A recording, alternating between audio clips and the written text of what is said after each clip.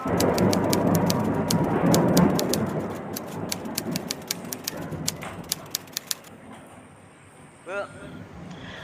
seorang mufti dari Damaskus, namanya Syekh Muhammad Adnan Al-Afyuni, Pak.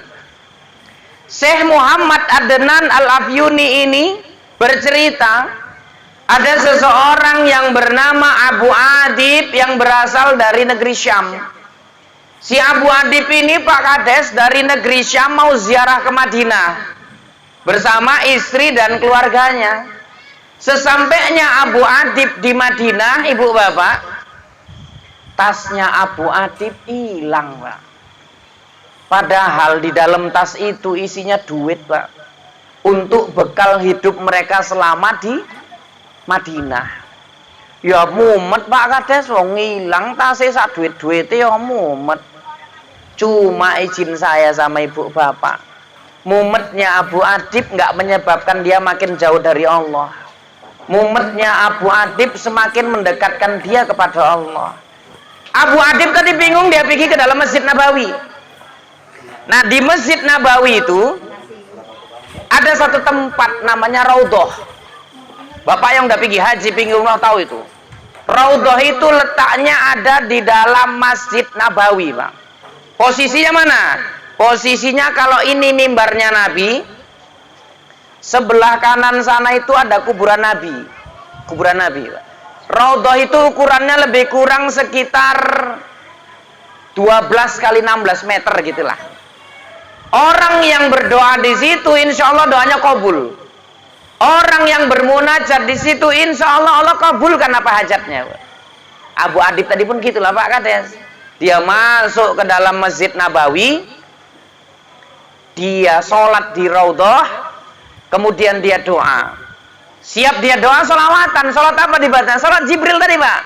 Sallallahu ala Muhammad, sallallahu ala Muhammad. Cuma emang nggak pakai lagu kayak tadi lah. Kalau tadi kan sallallahu ala Muhammad, sempat 1000 kali apa nggak sedino itu, Pak. Jadi Abu Adib sholawat Jibril, sholat Jibril tadi. Sallallahu ala Muhammad, sallallahu ala Muhammad, sallallahu ala Muhammad. Saat dia sholawatan, Pak, tertidur dia. Dah. Karena jasadnya dekat dengan jenazah, jasadnya Nabi, batinnya dekat kepada Nabi, dalam tidurnya Abu Adib mimpi jumpa Nabi, Pak Kades. Dalam mimpinya Abu Adib jumpa Nabi, kira-kira Pak, betul nggak kalau ada orang cerita jumpa Nabi, Pak? Kalau orangnya soleh, kalau orangnya alim, jujur, terpercaya, berarti betul itu, Pak.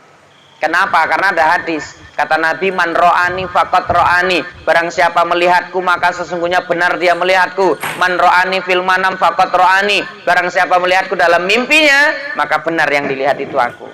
Sesungguhnya syaitan tidak mampu menyerupai Nabi dalam bentuk apapun, Pak. Jumpa Nabi, Bu. Jumpa Nabi, Abu Adib cerita, tasnya hilang, begini.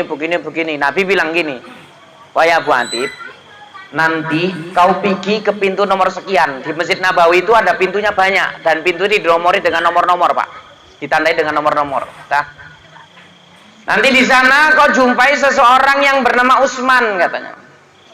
Minta tolong sama Utsman, katanya. Minta tolong sama Utsman. Minta bantuan kau sama Utsman. Bilang sama Utsman, katanya, aku kirim salam, Nabi Muhammad itu kirim salam. Karena sholawat yang dibacakannya 1000 kali setiap hari sampai ke Nabi, katanya. Terbangunlah si Abu Adib dari tidurnya. Begitu bangun, Abu Adib langsung bergegas dia ke pintu nomor yang dimaksud dengan Nabi. Sampai di sana dijumpainya Utsman. Wahai saudaraku, adakah di antara kalian yang bernama Utsman, katanya. Orang bilang itu Utsman, kata. Itu Utsman, kata. Didatanginya Utsman itu. Wahai Utsman, namaku Abu Adib, dikenalkan, Pak. Terus Abu Adib cerita, tasku hilang, duitku di sana semua habis, semua nggak ada lagi duitku. Tadi aku tidur di Raudhah, kemudian aku bermimpi jumpa Nabi. Nabi menyuruhku minta tolong, minta bantuan kepadamu. Kemudian Nabi bilang, Nabi kirim salam kepadamu, wahai Utsman. Sebagai buktinya, sholawat yang kau baca 1000 kali sampai ke Nabi, katanya gitu. Utsman denger ini kaget, Bu. Apa kata Utsman? Wih, cerita ini kayaknya nggak enak kita ceritain di sini. Ayo ceritanya kita di dalam kantorku aja. Rupanya Utsman ini Pak Kades pejabat. Di Masjid Nabawi itu pejabat.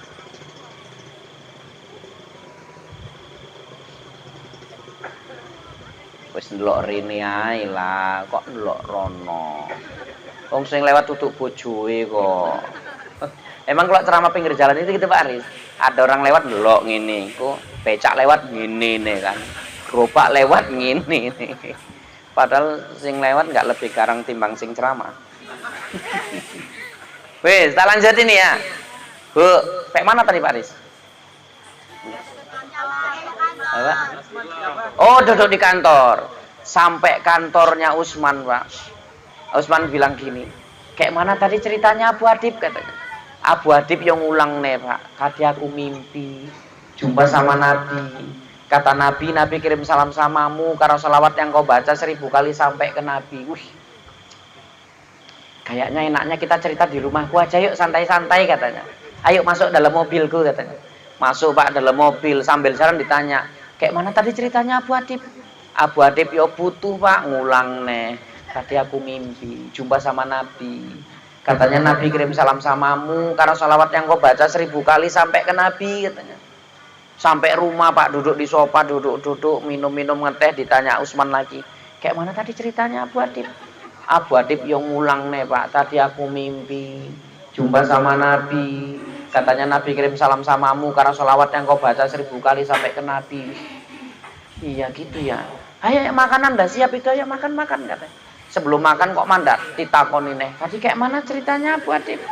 Abu Adib ya butuh Pak Kades nyaut nih. Tadi aku mimpi jumpa sama Nabi. Nabi kirim salam samamu karena sholawat yang kau baca 1000 kali sampai ke Nabi. Makan. Siap makan, duduk-duduk lagi ditanya, kayak mana tadi ceritanya? Abu Adib ya jengkel. Kata Abu Adib gini Pak, Bu, wahai Utsman, aku nggak ngulang cerita itu lagi. Dari tadi udah berulang-ulang aku ceritakan. Kalau kau percaya, bantu aku. Tapi kalau kau nggak percaya, izinkan aku meninggalkan tempat ini. Katanya gitu. Apa kata Utsman ibu bapak? Demi Allah, dari awal kau menceritakan itu aku percaya, aku yakin tidak ada sedikit pun keraguanku. Katanya. Cuma Abu Adib, saudaraku, katanya, tidak ada kenikmatan yang pernah kurasakan selain nikmatnya mendapat salam dari Nabi, katanya Pak. Sehingga telinga ini kepengen terus berulang-ulang mendengar cerita itu. Bukan aku nggak percaya, katanya. Kemudian Abu Adib, apa yang menjadi kebutuhanmu jadi tanggung jawabku, katanya. Gitu Pak. Apa yang jadi tanggung jawab, apa yang jadi kebutuhanmu tanggung jawabku, katanya.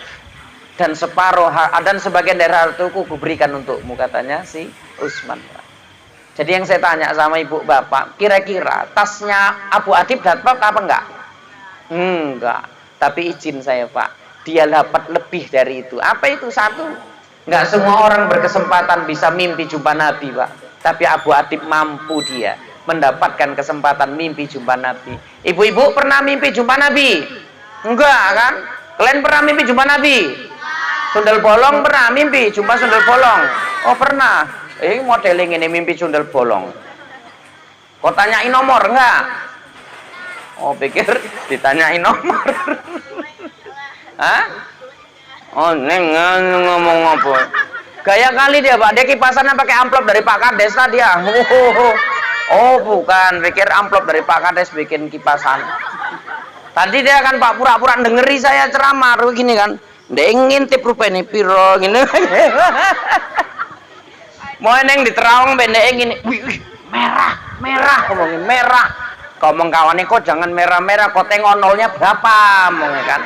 Nak merah nole 5 lumayan kau. Rupanya merah nole 4. Ya nggak apa-apa rezeki lah. Ibu bapak, buat Utsman apa rezekinya? Tidak semua orang Pak mendapatkan kesempatan dapat salam dari Nabi Muhammad, tapi Utsman dapat. Barokah apa tadi itu semuanya Pak? Barokah sholawat. Barokah sholawat.